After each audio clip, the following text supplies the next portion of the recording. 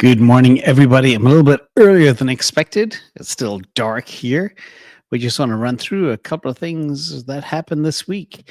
Much of them have to do with, without dwelling on the obvious, some of the volatility triggers that happened this week, as well as a lot of developments in the whole crypto space that we'll touch on and how certain coins are actually bleeding together.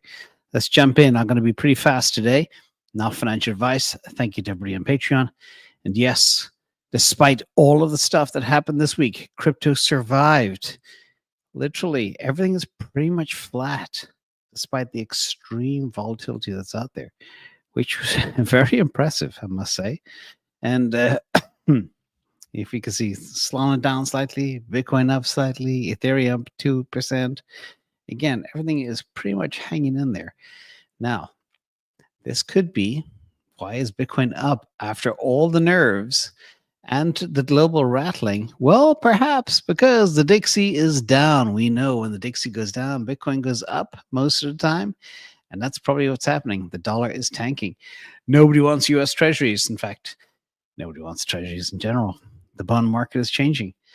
Now, another big piece of news that came about this week, which is worth talking about again. I hinted at it yesterday, but I forgot to include the actual slide of the details. But Brazil is potentially said to become the first G20 nation to allocate up to 5% of its reserves into Bitcoin through landmark legislation currently advancing in Congress. And this is different to El Salvador's executive approach. Brazil's bill creates an SBR, Strategic Bitcoin Reserve, through proper legislative channels, providing robust institutional backing. And this move could trigger a lot of other nations to do the same if they do it. Remember, 5% of their reserves, I think they have about 370 billion in reserves, is monstrous, ladies and gentlemen. It is huge. And what that could mean for the Bitcoin price, I believe if they did allocate 5% to the reserves, Bitcoin price would shoot to $150,000 instantaneously. Again, they can't go in big bang all at once, but if they did, we'd see 150K Bitcoin. And that's before any of the other dominoes fall. Crazy, exciting time to be alive. Again, there's no such thing as printing more Bitcoin. It's hard. Now, other stuff, as we all know, we hate manipulation, but Coinbase is launching 24/7 futures for a whole bunch of assets like XRP or Solana. And this could help prevent some of the other players like Binance and others from cornering the market. So we'll see. I need to check in my Coinbase account if it's available in the US, but I think it could be. Now, I'm going to talk a bit about crypto, all of crypto as well. I covered a lot of Bitcoin news yesterday, but here I want to spend some time talking about some of the data that just came out regarding the whole crypto space. And a shout out to Syndica as well. Here, what they did is they cracked out all the dApps revenue share by all the different blockchains. Okay, purple is Ethereum, green is Solana, BSC is Binance, and blue is Hyperliquid. You can see blue Hyperliquid has grown quite a bit over the last 4 months, 5 months, maybe, thank you to James Wynn and others. But the dominant player remains at 58% of all crypto dApp revenue is Solana. Okay, it completely smokes every other chain entirely. In fact, some of the new upstart chains like Hyperliquid are smoking Ethereum. And people think Ethereum is going to $80,000, which I covered yesterday. Yeah, whatever. Anyway, that's just, again, crypto doesn't look at data. We do. But because crypto doesn't look at data, data is not reflected in price. Remember that as well. Now, DeFi dominance is also now at 88% in Solana as well. 88%. People call it a meme coin chain. Yeah, no, it's a DeFi chain. And DeFi is the top use case for crypto. So Solana is now purely the DeFi chain. DePIN is tiny. Wallets are a big part where people swap and move stuff. Shout out to Phantom as well. It does a large part of that. But again, it's DeFi. And That's it. Also, Pump has not died. Pump is still the leader of all dApps. Axiom is in second place. And Jupiter is in third. Phantom Wallet in fourth. These are the 4 apps that make all of the money in crypto across all chains, ladies and gentlemen. Quite astounding. Now, Jupiter is also back, and so is Perping. You can see the perp revenue here in purple. Excuse the pun, perp and purple. But you can see it's creeping back up again. It was a little bit quiet in March and April, and it's coming back in May, and I guarantee it'll be big in June, especially with all the volatility as well. But their new feature called Ultra Swaps is also growing bigger and bigger. That's the green portion here as well. Now, Kamino has exploded, absolutely popped off. The question is why? Well, Kamino Finance launched, I think, their V2, which tripled monthly revenue to a new all-time high of $8.3 million. And Solana's largest lending market protocol shipped its V2, which is a modular, margin-ready, real-world asset-friendly credit suite. The stuff that's happening on this chain is nothing short of incredible. They are basically bringing all forms of finance to blockchain. That's stunning. And deBridge also has been popping off as well. Revenues doubled to $335,000 after a 2-month slump. But Jupiter onboards default for deBridge for non-EVM users. And deBridge is also tapping Solana's widest retail pool. I actually did a test on deBridge to find a way to get access to Hyperliquid. And when you deal with other chains, it's still far from perfect. But we'll get more into that next week, hopefully be able to figure some stuff out as well. Now, we have another interesting thing too. Stable coins, again, another huge use case. 78% of Circle is USDC powered by Solana. Okay.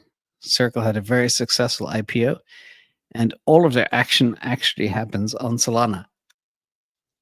You have Tether, which runs mainly off of Tron and a little bit of Ethereum, whereas Circle, the second biggest stablecoin, is now running pretty much 80% of it, like very Pareto efficient, on Solana as well.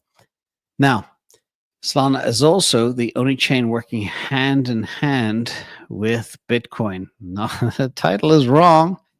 It's been a long week, ladies and gentlemen. But since 2024, the amount of Bitcoin has grown rapidly on the Solana chain. Is now about nearly 8,000 Bitcoin worth between Wormhole and deBridge, etc., have really helped in this effort. Also, Zeus is growing too. So again, think of Solana as a chain that helps Bitcoin become better, cheaper, and faster. And that's exactly the play here. And that's where it's all happening. And watch for more of this to explode. I forecast in 2026 as well. Let's talk a little bit about stocks real fast. Despite the scares this week, which I will not get into, a couple of stocks were up pretty well. In fact, quite surprisingly so. We have Tesla up 9% for the week, and Google up 2.25%, Microsoft up 1%, Nvidia flat, Apple down 3%, Amazon flat. So it has been interesting. And Oracle up a whopping 23% because of some AI developments. Big move for a massive company like Oracle to move like that just in a week. So again, AI is driving all of the action in technology. And people fear that the big tech companies, the Mag 7s, etc., are dominating too much. But I can tell you right now, bookmark this, it's only just begun. The domination is only going to accelerate as AI proliferation accelerates too. Now, we talked briefly about Circle, but you can see USDC Circle is growing quite rapidly. And that is compared to Tether, which is USDT in the dark green, but the light green is Circle. And basically, there's two horses in this race. And the light green is growing and eating into the Tether piece as well a little bit.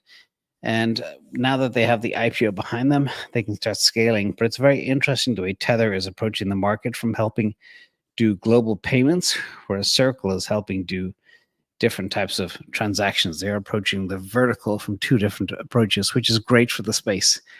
And robotaxis are the new reality as well. People think it'll never be a thing.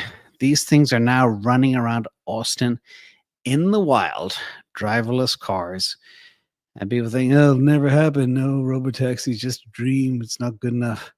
Well, remember, it's a generalized solution. The cars get made in Austin, Texas. They leave the factory by themselves without a driver, and then they run downtown and go pick up some passengers. We're here, ladies and gentlemen. It's been a 5-year wait, but it's here, and it's big. But remember, this is a very difficult solution. But their generalized solution works right now in Rome. It works in the Netherlands. It works in Norway. It works across US, Canada, Mexico, and China. A very difficult country to run in. And soon we'll be coming to South Korea as well. And after that, another 68 countries. Cars will be driving themselves. This is the power of the generalized solution and the Colossus supercomputer that powers everything as well, by part of Musk Industries. And people wonder why tariffs exist. Well, this will tell you exactly why. It's a very simple little chart. Shout out to Sanjay as well that brought it to my attention. This chart here shows you the timeline of rare earth supply crisis. When BYD figured out, it's like, uh-oh, we need some rare earths. Boom, boom. And then the restrictions started to begin between China and Japan, and then BYD launched a D-chain system and payables increase, etc. But these things, without rare earths, there is no way for magnets, actuators, cars, wipers, etc. in cars to work. They are everywhere. Another last piece of sad news what happened this week. We're becoming very aware that it's becoming very difficult to land a job today in the US and probably in different parts of the world. And the reasons are many. People aren't sure about the economy. AI is helping people be much more productive.